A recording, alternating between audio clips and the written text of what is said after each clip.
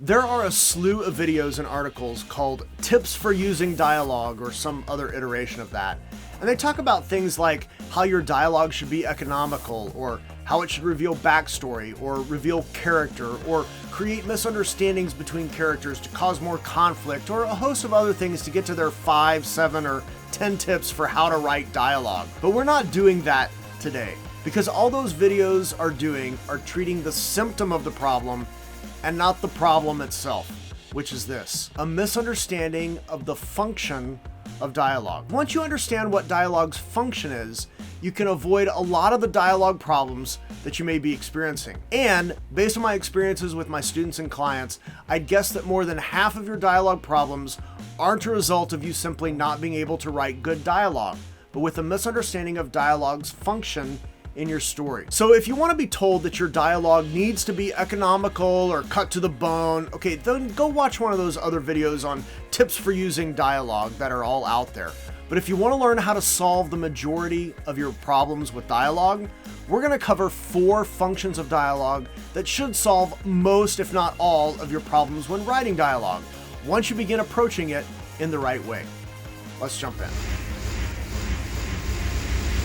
We have to start by making a distinction between talking and dialogue. And they are not the same thing when it comes to screenwriting. I mean, talking includes things like pleasantries, exchanging information, giving backstory, explaining, and all the other stuff usually associated with bad dialogue. And for good reason. It's not dialogue, it's talking. The thing with talking is there is no action included. I mean, yes, there is action of forming words and saying them out loud, but there's nothing behind the words. They're just words. Yes, they have some meaning. Yes, they might be important to the character or to the story in your opinion, but they aren't said with any underlying action. Dialogue, however, has action. Someone is saying those words because they're actively trying to do something. Maybe they're trying to persuade someone to hire them. Maybe they're trying to break up with a partner in a very nice way. Maybe they're trying to negotiate a truce. Maybe they're trying to defend themselves or protect themselves from a future attack. But every piece of dialogue should be actively doing something. And this is the first function of dialogue. So function number 1, dialogue is a tool that shows the action of a character. Now, there's a lot of parts to this, so let's pull them apart. First, let's deal with the tool. Dialogue is just that. It's one of many tools at your disposal to tell a story. And because we work in a medium that is based on sight and sound, of course, dialogue is going to be part of that. It's going to be a tool. And because actors can bring the dialogue to life in unique ways that maybe writing a novel can't, dialogue can be a powerful tool if wielded properly. But so many writers focus on dialogue as the go-to tool of telling a story. And usually, that's the wrong approach. Ideally, you should be looking at the story and the character beats that you're wanting to communicate in that moment. And then choosing the best tool from your arsenal to communicate that story or character beat. Now, sometimes dialogue is the best tool, but sometimes it isn't. So the first thing you have to understand is that dialogue is one tool only to help you tell a story. It's not a crutch. You don't have to have it. And if you don't believe me that, like, oh, Jake, I've got to have dialogue. No, you don't. Go watch the first 40 minutes of Wall-E and then tell me that you have to have dialogue to tell a story. Or if you're old school, go watch one of the countless silent films and tell me that you need dialogue. You don't.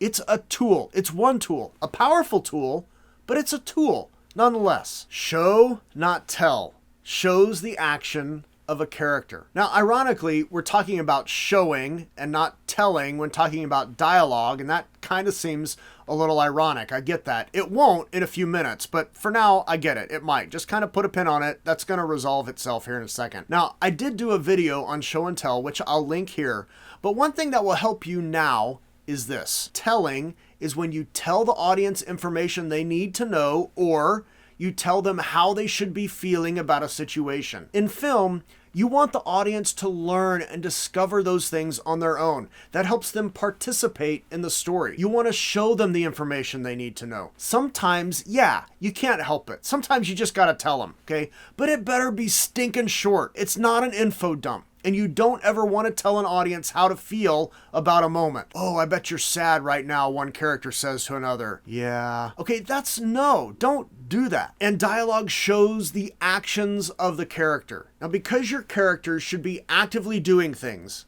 dialogue is a tool to help show what they are doing and what they're after. Remember, a story is about someone who wants something badly, is having trouble getting it, and they get it or they don't.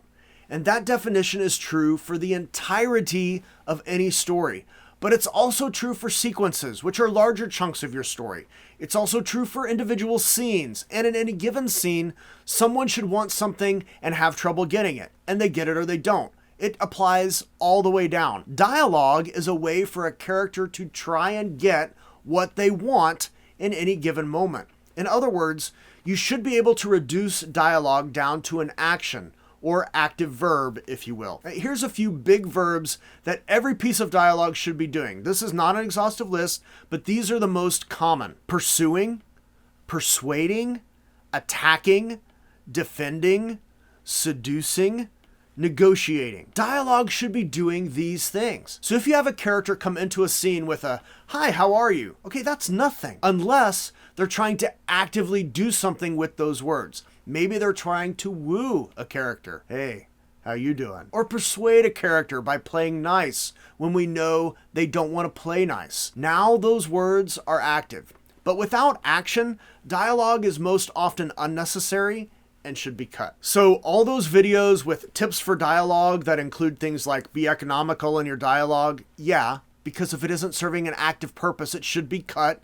And if the phrasing could be more active, then make it so. Or tips like dialogue should reveal character. Yeah, because how one character approaches defending themselves is different from how another character defends themselves. And that tells us something about the character. Or a tip of dialogue should reveal backstory. Almost always, if this is done, it is done with a purpose, to attack or defend or persuade someone else or whatever by sharing the information, by sharing the backstory. I just stopped you from having to watch most of those videos about tips for better dialogue, because if you can understand that each piece of dialogue should be active and actionable in some way, okay, most of those tips are going to be redundant for you, which is another thing you should cut from dialogue, which is redundancy, but not just because of the redundancy. Think about this for a second. If you're trying to persuade someone, you choose a tactic and you try to persuade them. But if it doesn't work, then you choose a different tactic. So the action behind the words changes. By choosing a different strategy, the character will naturally not be redundant because they're doing something different. And understanding that dialogue should be action at its core, that also helps you realize what dialogue you don't need. Now, a solid question to ask yourself when revising is you look at each section of dialogue and you ask, is there a better storytelling tool to use in this moment besides dialogue? And if you can think of a visual tool, that's almost always the better option. Why? Well, because film is film and it's not radio. If you want to write a radio drama, then yeah, you need dialogue. But we aren't listening to the radio. We're watching a movie. We're watching a TV show. So any visual tool almost always trumps dialogue. And if you understand the action underneath the dialogue and what the character is trying to do, you can then solve your problem in the best way by choosing the best tool to use to tell that story. Dialogue function number 2, dialogue is there to help facilitate the read of the story. In other words, the experience of the one reading the story or listening or watching the story, okay? So as they're reading, you want to facilitate the read. That's what dialogue can help you do. One thing you're going to hear people say when writing or when trying to write is, I just want my dialogue to sound more authentic. Okay, I want it to sound more real. No, you don't. Authentic dialogue is boring and redundant and painful to listen to. And if you don't believe me,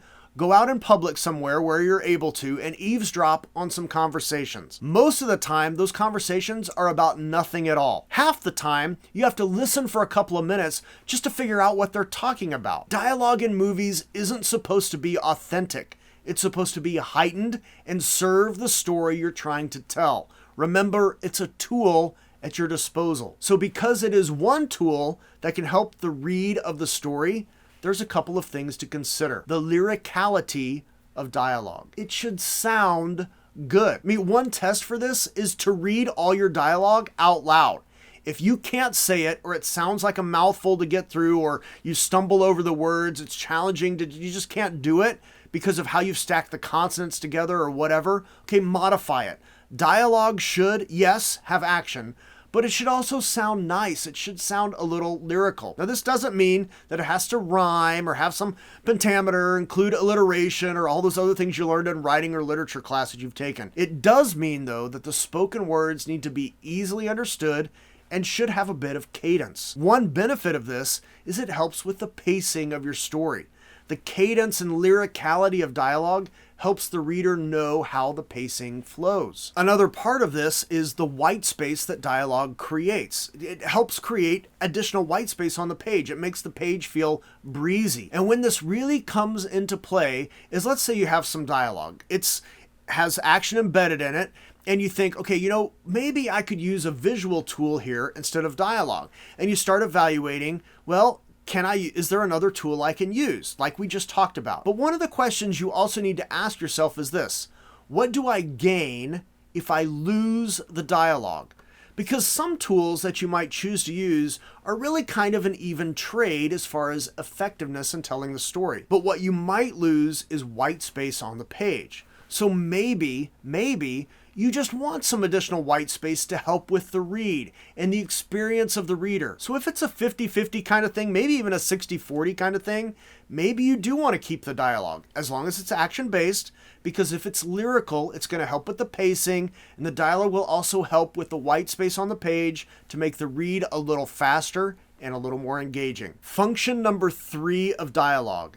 Dialogue has the ability to emotionally move an audience. I mean, there are many times in stories where a visual element results in an emotional moment. But how many times does a line of dialogue connect with you emotionally? I remember as a kid sitting in the theater of The Empire Strikes Back when Darth Vader says to Luke, "No, I am your father." It's such a huge emotional moment. Reveals, twists, and all of those oh no or oh my moments spoken in dialogue emotionally move an audience. Dialogue can make you laugh, can make you cry, can make you cheer, and this is what storytelling is at its core. Storytelling is about emotionally moving an audience. Whenever the audience is involved, that's storytelling. And if you, as a screenwriter, aren't concerned about the emotions of the audience, you aren't writing a screenplay. Screenplays include both story and storytelling, and you have to be concerned about how the audience is feeling at any moment in your story. A good screenwriter understands how the audience will be feeling and makes sure the elements in the story are arranged in such a way as to get that desired emotional response from that audience. And dialogue is a powerful tool to emotionally move an audience. In fact, if you have dialogue, it should always have the potential to emotionally impact an audience. It doesn't mean it has to, and it doesn't mean it will, but it does mean it has the potential to do so. Now, before I get into the last function of dialogue, I would really appreciate it if you would interact in some way. Like if you're finding value, subscribe if you haven't, comment about things like what are some great lines of dialogue or movies with dialogue that you love, and why do you love those lines of dialogue? How are they functioning in the story? And if you want to further support this channel, there's also a Patreon link below where I put my archive videos, and you have some opportunities for some additional interaction with me, some Big Red Stripe swag if that interests you. I do appreciate any interaction, any support. Thank you so much for doing that. All right, function number 4 of dialogue. Dialogue can add spice to your story. Now, I realize what I'm about to say is going to seem contradictory to some of the things I've already said. So let me be clear. About 90 to 95% of your dialogue should be serving one of the functions that I've already mentioned. Okay, for the most part, it should be active all the time. You should engineer it so it's facilitating a solid read and making sure that it's lyrical, paying attention to white space, all that. You should be utilizing dialogue to emotionally move or potentially emotionally move your audience where you want them to be. But what about all the other times of dialogue? I mean, can't you just insert dialogue that's fun into your story? And that would be a hearty yes. That's spice. I mean, dialogue can add some of this fun spice to your story, especially in comedies and in action adventure stories. The spice is usually, not always, some comedic moment, maybe in the heat of battle or in the midst of crazy shenanigans, and it's these moments that make scenes memorable. Now, yes, maybe they are serving an emotional function to give the audience a chance just to take a breath. But sometimes you want to just add some fun because a character would say something snarky at that particular moment. Or you want to impact the pacing a bit. You want to kick it out of the rut a little bit. You want to do something a little different. You want to add an extra line just to add some flavor. And you can absolutely do this. But keep in mind that the other functions of dialogue should be served first. And often, if done right, even what you might think of as dialogue spice, it's actually functioning in one of the other ways. Now, here's a bonus tip I want to give you. Don't try to get your dialogue right on your first draft. Don't noodle with the dialogue. Don't worry about that. Your first draft should be used to make sure you have all of the story and character beats. Okay, dialogue is something that gets refined way down the line. In fact, I do modify dialogue when I'm working on any revision, but I don't do a heavy dialogue pass until I'm close to the end, when I know I have all the story beats and character beats that I need. This helps me better identify the actionable elements I need to convey, and I can then choose if dialogue is the best way to convey them or not, keeping in mind the read and the emotional spirits of the audience. And if I think it adds to the story, I'll add some dialogue spice. But just like in cooking, a little spice goes a long way, so don't overdo this element. Now, solving dialogue issues is just one of the many ways I want to help you become a screenwriter who tells stories that matter. And I want to help transform you into a master storyteller.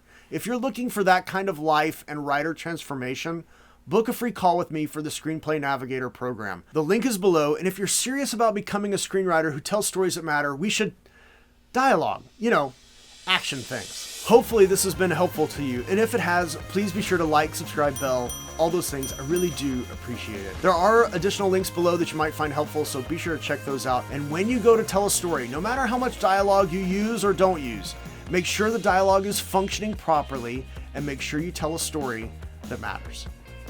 See you later.